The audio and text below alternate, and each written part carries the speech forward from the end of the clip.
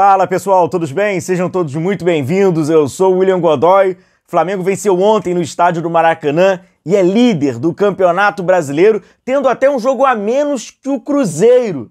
Então, muito importante essa vitória sobre o Atlético Mineiro, 1-0, liderança do campeonato, e agora vem a Copa do Brasil, pois no próximo final de semana também tem jogo importante no Castelão, mais um jogo pelo Brasileirão.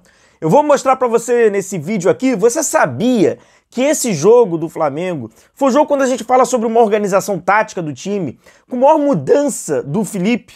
Foi a partida que o Felipe mais mexeu no time. Pode dizer, ué, mas o que teve ali de diferente? Não teve 3 zagueiros, 2 atacantes, um volante só? Que mudança é essa? Você vai ver que o time, mesmo tendo o mesmo esqueleto, ele mudou. E tem uma mudança significativa em posicionamento de jogadores e aí, obviamente, passa por todo o circuito ali do Flamengo. Então vale você ter bastante atenção. Desde o período que é uma permanência, já nessa temporada, de uma forma de se jogar, esse jogo foi o jogo que o Flamengo apresentou novas situações ali. Será que elas irão se repetir no futuro? Será que terão ajustes? Eu acho que até há necessidade de haver alguns ajustes ali, mas não importa. Chega junto aqui com a gente que você vai entender essa vitória do Flamengo e como há essa modificação tática nessa equipe. Deixa aí o seu like, que é sempre muito importante, deixa a sua curtida, o amigo rubro-negro que ainda, não tá inscrito ainda no nosso canal, cara, dá essa força pra gente,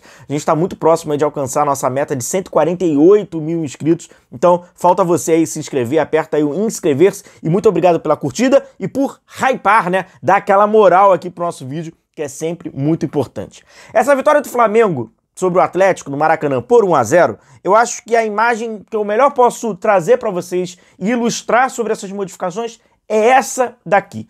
Isso aqui é um grande resumo do que acontece ao longo da partida. E por que eu acabo nomeando, e esses jogadores, eu quero que vocês entendam e gravem essa imagem, né? Quais são esses posicionamentos? Varela no lado direito foi o lateral e o Vinha foi o lateral pelo lado esquerdo. O Arrascaeta e o Bruno Henrique.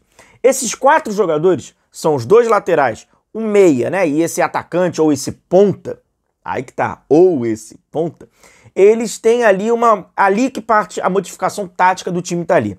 Saída de bola, o Jorginho sai, o Jorginho tem uma lucidez, né, pra sair bola, é um controlador ali, é um passador, né? Saiu, começa ali com o Alan recebe um cartão amarelo, entra o Everton Araújo lá no segundo tempo, e aí o Everton Araújo já diminui um pouco mais os espaços do que o Alan vinha diminuindo, pois o Atlético criou algumas oportunidades. Entre essas oportunidades, não posso deixar aqui. Teve uma ali, né, que era uma tentativa de recuo do Vinho pro Rossi, a bola foi um pouco longa, o Rony foi esperto ali, conseguiu pegar essa bola, cara, inacreditável, né? O Varela salvou, mandou muito bem ali, tava sobre a linha ali. Agora, o Rony fez o mais difícil também, né, convenhamos, né? Ele fez o mais difícil, por sorte do Flamengo e por ali também a competência do Varela está ali. Mas, o Rony fez o mais difícil e ali uma jogada perigosa, né? E Léo Ortiz e Léo Pereira, né? E, cara, os dois, os Léos, o que o Atlético fazia? O Flamengo vai subir a sua marcação, o Atlético quer quebrar essa bola lá na frente pro Hulk disputar. Só que a imagem que dá toda hora na TV, porque, né, tá circulando a bola no ar, tá, quando chega é um dos Léos vencendo essa bola e o Hulk caído no chão reclamando da arbitragem. Isso aconteceu em vários momentos da partida. Joga a bola lá, pinga lá no Hulk tá caído, reclamando com o árbitro, e tem um zagueiro do Flamengo venceu. Então o Flamengo estava vencendo bastante esses duelos. O que estava acontecendo era que às vezes a segunda bola, o Flamengo não tinha tanta atenção, ou o próprio Atlético é um elenco qualificado, a gente vê nitidamente que o time dentro de campo tem bons jogadores, e aí conseguia ele chegar e o Flamengo não conseguia desarmar, o Flamengo estava com grande dificuldade ali para desarmar, então com isso até o Atlético se aproximava, foi um jogo interessante até, se aproximava ali da área apesar do árbitro, se aproximava ali da área do Flamengo. Mas a grande novidade mesmo são os posicionamentos dos laterais, o Arrascaeta e o Bruno Henrique, conforme eu havia mostrado para vocês. Primeiro que eu quero falar aqui é sobre Varela e sobre Vinha, né? Os 2 laterais do Flamengo. Eles jogaram praticamente a partida inteira na paralela. Não importa se o jogo está sendo pro lado direito ou se o jogo está sendo pelo lado esquerdo, onde você vinha... Agora vai, né? Vinha, onde estava Vinha, estava Varela. Eles estavam na paralela. na paralela. Não tinha ali o Varela ultrapassando, o Varela sendo o quinto homem no ataque, e aí o Vinha caindo um pouco mais por dentro. Não, eles estavam praticamente na paralela, cada um no seu espaço, no seu corredor, o que acaba condicionando até por essa estratégia o Flamengo centralizar. O Flamengo nitidamente buscou o jogo por dentro, né? Entre combinações, associações curtas por dentro. Era nítido que o jogo não era por fora. E isso até dificulta, porque quando você enfrenta um time que está marcando e a marcação, né, bem individualizada do Atlético, né, característica do técnico Cuca, não vai tendo espaço, você vai forçando esse jogo por dentro, você precisa alargar um pouco mais. Então por isso que eu digo, quando você traz uma novidade, eu falei exatamente isso na live, e eu vou repetir. Quando tem uma novidade, quando tem uma mudança, essa modificação, essa novidade, ela precisa de ajustes. Ela precisa para você entrar naquela sintonia. Uma coisa é o time jogar num ritmo, já estava acostumado, já estava alinhado. Agora, se tem uma modificação, e a modificação ela é grande, ela pode parecer insignificante, mas ela é grande, você vai precisar de alguns ajustes, você vai precisar de alinhamentos. Então essa combinação que o Flamengo forçou bastante por dentro, e não foi a primeira vez, né? Você que tá vendo aqui os nossos vídeos, quando a gente fala sobre algumas partidas, sobretudo quando a gente tem um olhar mais tático sobre a partida, eu já falei sobre isso. O Flamengo tá concentrando e jogando, querendo jogar muito por dentro, vai precisar ajustar, porque a mudança ela é significativa, uma vez que o time estava acostumado a jogar bastante pelos lados. O Arrascaeta, qual é a grande modificação? Aconteceu isso no jogo contra o Bragantino e agora se repetiu. Quando tem o Pedro em campo, o Felipe Luiz não está colocando Pedro e Arrascaeta juntos para marcarem a saída de bola, na mesma linha. Perdão, o Pedro tá na sua linha mais à frente e o Arrascaeta tá trabalhando numa linha atrás. E aí ele trabalha pelo lado. Quem fez a dupla com o Pedro para marcar era o Bruno Henrique, o que é bem diferente. O que já é bem diferente há muitos anos, porque tem sido sempre Arrascaeta e alguém. E em 2022, naqueles meses do Dorival Júnior, era o Arrascaeta e o Pedro e o Gabigol. Mas o Arrascaeta tá sempre na primeira linha de marcação. Agora não. Ele tá marcando mais pelo lado esquerdo. Com isso, quando o Flamengo até recupera a bola, por isso que precisa de ajustes. O Arrascaeta não vai estar tão próximo à área. Consequentemente, você vai ver certamente o Arrascaeta finalizando menos, o Arrascaeta participando menos no terço final, pois não vai dar nem tempo. Se o Flamengo recupera essa bola, ele não vai estar ali para definir essa jogada. Ele vai estar, normalmente, ele vai estar acompanhando o lateral direito. Outro parênteses. Cara, tudo é um efeito colateral. Não é certo nem errado. São efeitos colaterais. Se ele enfrenta uma equipe que o lateral vai afundar muito no ataque propositalmente, vai carregar com ele o Arrascaeta até chegar na zona do lateral esquerdo, pois ele estava marcando o lateral direito do Atlético na ocasião. Então, como a gente vê ali, né, ele está lá aberto ali pelo lado esquerdo. Vamos para o segundo tempo, porque o segundo tempo ele tem o mesmo panorama, né? Tem essa modificação do Everton, que entra ali no lugar do Alan, o Everton faz uma partida assim, cara, segura, sabe? Bem segura ali. E o mais importante pro Everton era não ter o amarelo, como o Alan já estava amarelado, e era perigoso pelas transições do Atlético, e ele conseguir segurar ali, ele conseguir sustentar, porque o Atlético estava tendo bastante jogo naquela zona ali.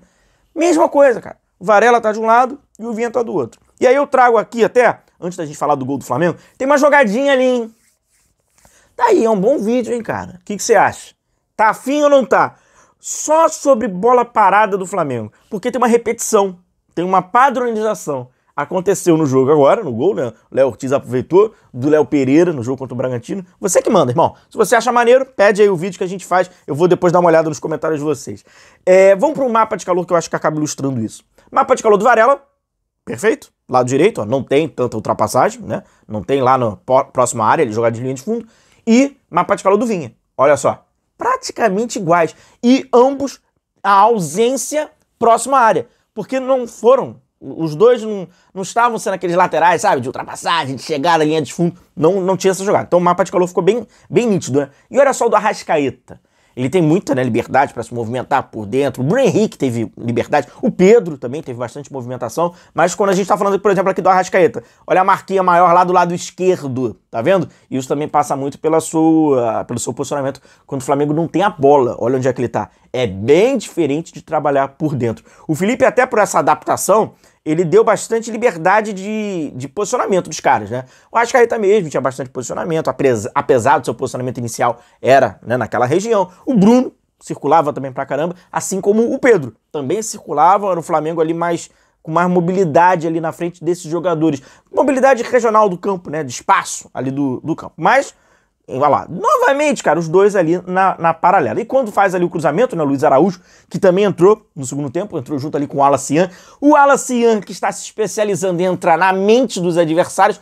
O Hulk, enfim, o Hulk com a arbitragem brasileira, enfim.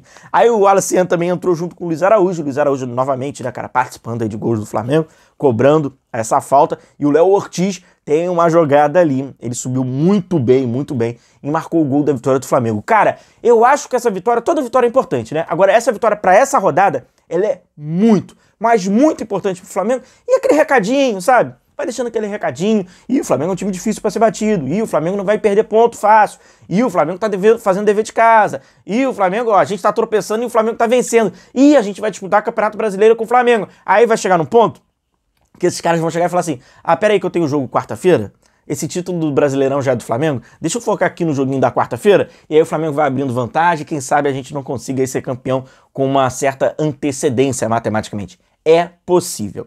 O Flamengo vai jogar agora, no meio de semana, na quinta-feira, Atlético, Maracanã e tal, pela Copa do Brasil. Daí, dependendo da forma com que o Flamengo joga ali, qual vai ser a sua estratégia, aí a gente vai entender, não é o Flamengo da Copa do Brasil, é o Flamengo do Brasileiro. E aí poderemos ter algumas conclusões já, apesar de estar nesse início aí da fase mais importante da Copa do Brasil, mas do que será o Flamengo do Brasileiro. O Flamengo da Copa do Brasil vai dizer o que é o Flamengo do Brasileirão, mas a gente vai falar sobre isso depois.